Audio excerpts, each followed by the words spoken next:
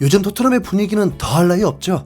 첫 10경기 무패 행진에 리그 1위까지 하면서 각종 우승 기록들을 소환하고 있습니다. 10월도 마무리가 되면서 후스코드닷컴에서는 이달의 팀 베스트 11을 뽑았는데 손흥민이 최전방 스트라이커로 뽑혔고 11명의 선수 중 토트넘에서만 3명이 뽑혔습니다. 비카리오, 로메로 그리고 손흥민이었습니다. 손흥민은 3경기 2골 1어시스트를 기록했는데 홀란, 살라보다 오히려 득점은 적은데도 뽑혔다는 것은 그만큼 경기력 면에서도 매우 좋았다는 것을 알 수 있습니다. 거기다 토트넘만 유일한 3연승 팀이다 보니까 엔지 감독은 3연속 이달의 선수상도 가능할 조짐입니다. 네, 진짜 대박이죠. 네, 승승장구하고 있는 토트넘의 11월 전승도 기대해 보겠습니다. 이렇게 토트넘이 잘 나가고 있는 이유 중 하나는 토트넘을 떠나준 선수들 덕분인 것도 분명히 있습니다. 우선 그분들 어떻게 지냈는지 좀 볼까요? 일단 토트넘 최고의 골칫덩어리 넘버원 은돔벨레 소식부터 전해드리겠습니다. 은돔벨레는 지난 시즌 나폴리 임대에 이어서 이번 시즌에는 갈라타사라이로 유럽 투어 중인데 완전 이적을 한 다빈손 산체스와 함께라서 그래도 조금 적응이 쉽지 않을까 했습니다.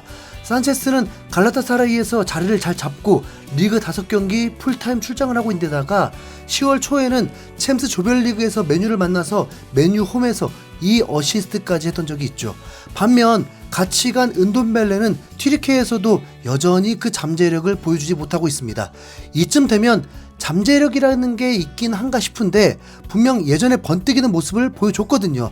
하지만 잉글랜드, 이탈리아, 튀르키예까지 3개국 리그를 돌아다니고 있는 상황에서도 은돔벨레가 살아날 기미는 없습니다.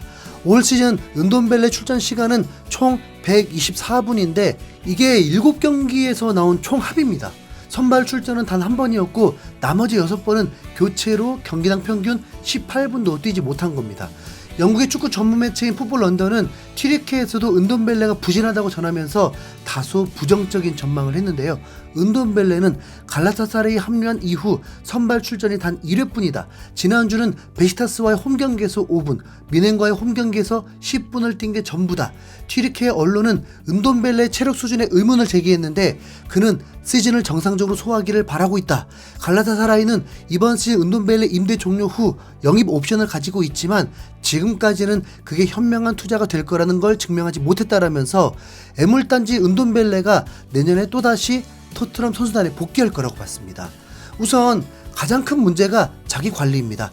요놈의 자식이 과체중까지 되면서 갈라타사라이에 떠났을 때 6kg 체중 증량의 체지방률이 20% 됐다고 합니다. 참고로 체지방률 20%는 일반인 기준에서 매우 좋은 건데 축구선수 기준에서는 평균이 11% 정도라고 합니다. 참고로 황희찬이 체지방률 8%, 네, 자기관리 대박이죠. 은돔벨레는 튀르키예가 조기 축구 정도 되는지 알아봅니다. 네. 토트넘은 갈라타사라이에 정말 고마워해하는 상황인데요. 토트넘은 조금만 더 돈 쓰면 됩니다. 은돔벨레 레벨로 봐서는 최소 1년에 70억에서 100억 정도 토트넘이 손해를 보고 있지 않을까 싶거든요. 네, 2025년 5월까지니까 앞으로 딱 200억만 더 낭비하면 됩니다. 포체티노 감독을 그리워했던 적도 있는데 이미 엔지 감독 때문에 전혀 아쉬움이 없고 은돔벨레를 데려온 이가 포체티노라고 하죠. 네. 자, 그리고 리즈로 인대를 간 레프트백 제드 스펜스와 아우크스부르크로 간 센터백 탕강가. 네. 혹시 이 두 선수들의 이름을 잊으신 건 아니죠? 네. 두 선수 모두 부상을 입어서 올 시즌 내내 거의 경기 출전이 없는 상황입니다. 그나마 스펜스는 교체로 9분이라도 뛰었는데 탕강가는 아직 데뷔조차 못하고 있습니다. 스펜스는 11월 복귀 예정이라고 하고 탕강가는 복귀 일정도 잘 모르겠네요. 네. 돌아온다고 해도 스펜스는 우도기에게 밀리고 탕강가는 또 다이어와 놀아야 될 듯 하고요. 네. 역시 떠나줘서 고마운 선수입니다. 그리고 레길로는 맨유로 임대를 가서 4경기 선발, 교체 1경기 포함해서 334분을 뛰었습니다. 맨유의 수비수들이 모두 부상을 당하면서 임대생인 레길론에게 기회가 주어진 겁니다. 영국 매체인 스탠다드에서는 부상을 당했던 레길론의 복귀 소식을 다루기도 했는데 레길론은 맨시티전을 위해서 팀에 복귀했지만 선발로 나서지는 않았다. 마지막 20분 동안 출전하면서 다시 선발 경쟁에 뛰어들었다라면서 레길론이 현 맨유 수비진들 사이에서 주전 경쟁을 할 정도의 자원이라고 평가했습니다. 문제는 레길론 가더니 맨유가 역대 최악의 시즌을 보낼 듯한 분위기입니다. 경기당 1득점 팀이라니. 네. 래시포드는 가장 많은 슈팅을 한 선수인데 1득점입니다. 이런 선수가 손흥민보다 주급이 2억이 많은데 이러니까 손흥민 팬들이 미치는 거죠. 네. 그리고 조 로든이라는 센터백도 있습니다. 웨일즈와의 친선전에서 캡틴 손흥민이 직접 잊지 않고 챙겨준 친한 동료인 만큼 한번 들여다볼 필요가 있겠죠. 로든은 스펜스와 같이 리즈로 임대됐는데 스펜스와 달리 붙박이 주전입니다. 벌써 리즈에서 10경기 선발 출장을 했고 지난 토요일 허더스필드전에서도 출전했다가 후반 64분에 햄스트링 부상으로 나왔습니다. 리즈의 파르케 감독은 로든의 부상에 대해서 로든은 햄스트링의 이상을 느꼈다. 부상은 아니었지만 출전 시간이 많아서 빼줄 수밖에 없었다라면서 로든을 이번 주 금요일에 출전시키기 위해서 먼저 교체를 해줬다고 밝혔습니다. 계속 그곳에서 안정되길 응원합니다. 이제 토트넘의 레벨이 확 올라가고 무엇이 중요한지를 팬들도 다 아는 만큼 토트넘에서 설 곳이 없으니까요. 이들이 토트넘에 있게 되면 라커룸 분위기가 그렇게 좋기는 힘들겠죠. 그래서 떠나준 선수들에게 매우 고맙고 현재 출전 없이 남아있는 2명의 선수가 조용해준 것도 매우 고맙습니다. 근데 요리스에게 살짝 동정이 가는 게 최근 훈련 영상에서 손흥민과 요리스가 서로 스쳐 지나가는 게 보였는데 요리스가 주장했을 때와 손흥민이 주장했을 때가 너무 다르니까 민망하지 않을까요? 한편 토트넘의 첼시전을 앞두고 영국 매체들은 한 선수가 핵심이 될 거라고 보고 있습니다. 그 주인공은 바로 신입생 브레넌 존슨인데요. 존슨은 지난 팰리스전에서 손흥민을 향해서 멋진 컷백 패스를 통해서 어시스트를 했습니다. 이후 자신의 개인 SNS에 손흥민과 찍은 사진까지 업로드하는 모습이었는데 존손이라는 말과 함께 자신과 손흥민이 찰떡궁합이라는 걸 과시하기도 했죠. 달리기가 손흥민보다 빠르다고 할 정도로 스피드 역시 엄청나게 좋은 선수이기 때문에 히샬리송이나 클루세스키보다 더 역동적으로 공격에 참여할 수 있다는 장점이 있습니다.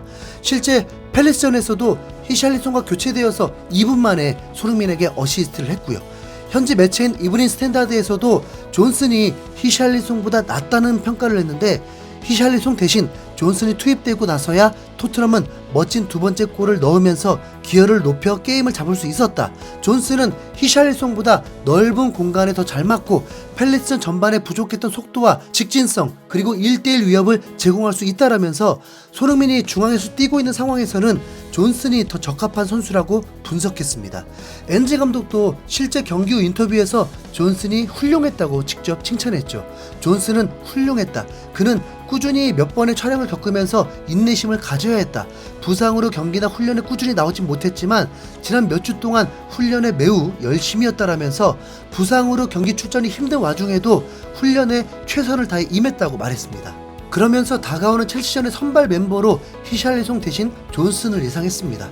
풋볼 런던도 비슷한 예상을 했는데요. 스피드와 기술, 뛰어난 움직임이 장점인 존슨은 득점과 도움에 대한 안목도 갖추고 있어 토트넘의 3백에 완벽하게 어울린다. 그가 최고의 기량을 발휘한다면 팀의 공격력을 한 단계 끌어올릴 수 있다. 부상으로 인해 4경기 동안 108분밖에 뛰지 못한 존슨에게 충분한 출전 시간을 주는 것이 관건이다라면서 존슨이 현 토트넘의 공격 전술에 잘 어울리는 훌륭한 공격 자원이라고 평가한 겁니다. 출전 시간에 대한 얘기를 하면서 마찬가지로 첼시전 선발 출전을 추천하기도 했죠. 지난 영상에서 소개해드렸던 것처럼 히샬리송은 슈팅 22개를 시도해서 고작 1골, 쿨루셉스키는 20개를 시도해서 2골입니다. 그럴 바에 손흥민 바라기인 존슨이 나와서 어시스트를 해주길 바라는 게 100번 낫잖아요. 존슨도 손흥민과의 동반 활약을 원하는 듯한데 존슨 조합 제대로 한번 보여주길 바라겠습니다. 영상 재밌게 보셨다면 1초만 투자하셔서 좋아요 0.5초 걸린다고 하더라고요. 눌러주시면 큰 도움이 됩니다. 이상 흰수염고래였습니다. 감사합니다.